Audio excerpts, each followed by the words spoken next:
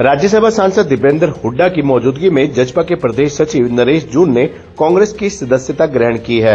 नरेश ने पूर्व मुख्यमंत्री व नेता प्रतिपक्ष भूपेंद्र हुड्डा और कांग्रेस प्रदेश अध्यक्ष उदय भान के नेतृत्व में पार्टी में आस्था व्यक्त की। दीपेंद्र हुड्डा ने उनका पार्टी में स्वागत किया व पूर्ण मान सम्मान का भरोसा दिलाया। इस मौके पर पत्रकारों से बातचीत करते हुए दीपेंद्र हुड्डा ने कहा कि पिछले 1.5 साल में 38 पूर्व विधायक, पूर्व मंत्री, पूर्व सांसद व मौजूदा सांसद अन्य दलों को छोड़कर कांग्रेस में शामिल हो गए हैं। ये प्रदेश में कांग्रेस के बढ़ते ग्राफ को दिखाता है। नेताओं और जनता का मोह भाजपा और जजपा से पूरी तरह भंग हो चुका है। सभी विकल्प के तौर पर कांग्रेस को देख रहे हैं, क्योंकि आज जब जनता भाजपा और कांग्रेस सरकारों के कामों की तुलना करती है तो कांग्रेस का पलड़ा भारी मिलता है। न भाजपा की प्रदेश सरकार कोई कार्य बता पा रही है और न ही रोहतक से उम्मीदवार अपने कार्यों का हिसाब दे रहे हैं। जिस अमृत योजना के घोटाले के उन्होंने खुद भाजपा सरकार पर आरोप लगाए थे, आज वो उनके बारे में चुप्पी साधे हुए हैं। मौजूदा सांसद ने रोहतक लोकसभा की इस कदर अनदेखी की कि वो अपनी सांसद निधि तक खर्च नहीं कर पाए। भाजपा व जजपा नेताओं का गांव में विरोध होने के संबंध में उन्होंने कहा कि भाजपा नेता कांग्रेस पर आरोप लगाते हैं कि ये उनके द्वारा कराया जा रहा है, लेकिन ये स्वयं भाजपा की नीतियों के कारण हो रहा है। जो लोग आज उन्हें जनसभाओं में गांव में घुसने से भी रोक रहे हैं, ये सरासर झूठ है। कांग्रेस तो जनता से अपील करती है कि वोट की चोट के माध्यम से भाजपा व जजपा का विरोध करें। इस मौके पर सांसद दीपेंद्र हुड्डा ने कहा कि प्रदेश में अपराध व अपराधी पूरी तरह बेकाबू हैं। बढ़ते अपराध का सबसे ज्यादा शिकार व्यापारी वर्ग हो रहा है। दुकानदारों में, व्यावसायिक संस्थानों में लूटपाट की वारदातें व्यापारियों की दैनिक दिनचर्या का हिस्सा बन गई हैं। फिरौती व जान से मारने की धमकियां आम हो गई हैं। ऐसा इसलिए हो रहा है क्योंकि भाजपा सरकार का कानून व्यवस्था पर कोई ध्यान नहीं है। सत्ता में बैठे हुए लोग सिर्फ अपनी कुर्सियों को बचाने और बदलने के खेल में लगे हुए हैं। उन्हें आम जनता के सुख, दुख, दर्द व समस्याओं से कोई वास्ता नहीं है। आज अरविंद शर्मा का विरोध हुआ है सांकोल गांव में, क्या देखते हैं विरोध का पीछे कारण क्या है? देखिए, इसमें लोगों की नाराजगी पूरे प्रदेश में हम देख रहे हैं। अरविंद शर्मा जी का कोसली में विरोध हुआ, उसके बाद बाकी जगह भी अभी खबरें आ रही हैं। इसी तरीके से बाकी दुष्यंत चौटाला का, अजय सिंह चौटाला का, रंजीत सिंह चौटाला का, उनके कहीं ना कहीं उनका विरोध हो रहा है जहाँ वो जा रहे हैं। तो लोगों में गहरी नाराजगी दिखाई दे रही है और वो नाराजगी क्योंकि सरकार ने हर वर्ग का अपमानित किया, किसी सुनवाई हुई नहीं आज, तो नाराजगी समझी जा सकती है। लेकिन मेरा लोगों से यही आग्रह है, प्रदेश के लोगों से, कि जो ये नाराजगी है, जो गुस्सा है सरकार के प्रति, इसको अपने दिल में रखें और वोट की चोट जिस दिन मतदान हो उस दिन मतदान जो है, मतदान में ये गुस्से का इजहार करें, इस नाराजगी का इजहार करें।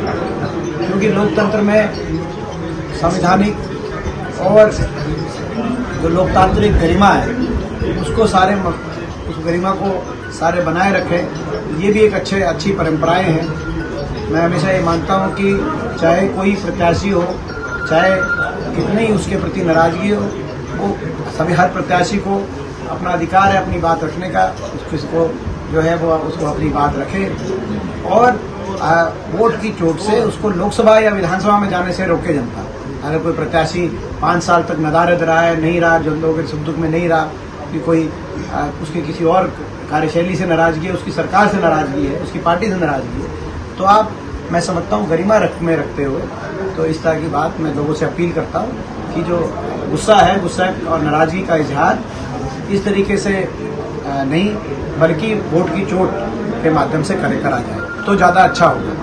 सर, आरोप ये भी है कि लोगों का पूरा साथ मिल रहा है, लोगों का बहुत आशीर्वाद मिल रहा है और लोग बदलाव चाहते हैं। लोग दोबारा से कांग्रेस पार्टी की चौधरी भूपेंद्र सिंह हुड्डा जी के नेतृत्व में कांग्रेस पार्टी की सरकार बनाना चाहते हैं।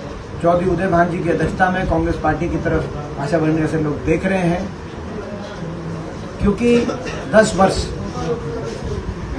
लोग तुलना करके देखते हैं। जब हुड्डा सरकार, कांग्रेस की हुड्डा सरकार का कार्यकाल था, तो उन 10 वर्षों में बहुत हमारा प्रदेश आगे गया था विकास के हर मापदंड में, हर पहलू में।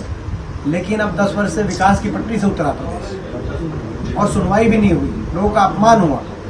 10 वर्ष ऐसे रहे कि सत्ताधारी चंडीगढ़ के अपने महलों से बाहर ही निकले, लोगों के लिए सुनने के लिए उनका समय नहीं था। अब वो जनता के बीच में हम वोट मांगने जा रहे हैं। जनता सवाल पूछे कि 10 साल के अंदर हरियाणा में क्या आपका प्रशासन नहीं कुशासन रहा कि आज देश में बेरोजगारी में नंबर 1 पे हरियाणा, आज देश में महंगाई में नंबर 1 हरियाणा, आज देश में भ्रष्टाचार में नंबर 1 हरियाणा, आज देश में अपराध में नंबर 1 हरियाणा, आज देश में नशे में नंबर 1 हरियाणा।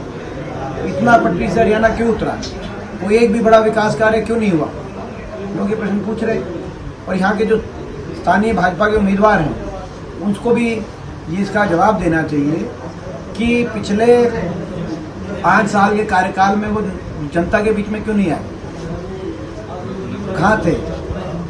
और लोकसभा में भी उनकी हाजिरी के मामले में 10 सांसदों में सबसे पीछे हैं। जनता में भी नहीं थे वो, तो कहाँ थे? और उन्होंने अपना सांसद कोटा भी नहीं खर्च किया। और वो बीच में एक आधी बार जब खबरों में आए तब उन्होंने अपनी सरकार के खिलाफ भ्रष्टाचार के आरोप लगाए कि अमृत घोटाले में रोहतक के एक पूर्व मंत्री और जो मुख्यमंत्री तक से उस घोटाले को जोड़ा उन्होंने, कि जो उस समय मुख्यमंत्री थे खट्टर साहब और रोहतक के एक पूर्व मंत्री थे मनीष जी, उन पर आरोप लगाए कि 300 करोड़ का अमृत घोटाला कर लिया, लेकिन उसके बाद उस पर भी उन्होंने आगे कुछ कार्रवाई नहीं करवा पाए।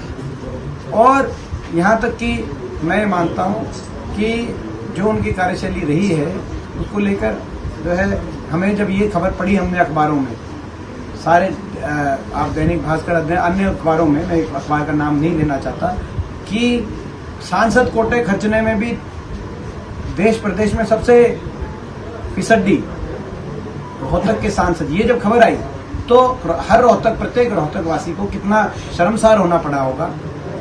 आज वो कह रहे थे, उनका मैं देख रहा था, वो कह रहे थे कि जो है, तो वो खबर तो हमने नहीं प्रकाशित करी, वो खबर सांसद की वेबसाइट के डेटा के अनुसार वो खबर आई है, जिसमें दिखाया गया है कि उन्होंने मात्र 2.5 करोड़ रुपए खर्चे। तो ऐसे कौन से सांसद है देश में जो मात्र 2.5 करोड़ रुपए खर्च रहे हैं? तो ये तो जो है मैं समझता हूँ कि आज बड़े अफसोस की बात है। ये वो लोकसभा क्षेत्र था, रोहतक लोकसभा क्षेत्र, जिसको गौरव प्राप्त था कि भाजपा की ही मोदी सरकार में सर्वश्रेष्ठ सांसद के रूप से उस समय मुझे सम्मानित किया गया था।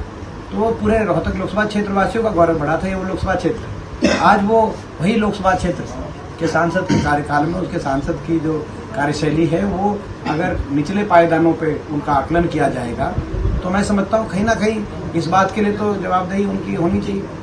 और उन्होंने कोई एक परियोजना कोई विकास का कोई परियोजना 5 साल में आप बताएं।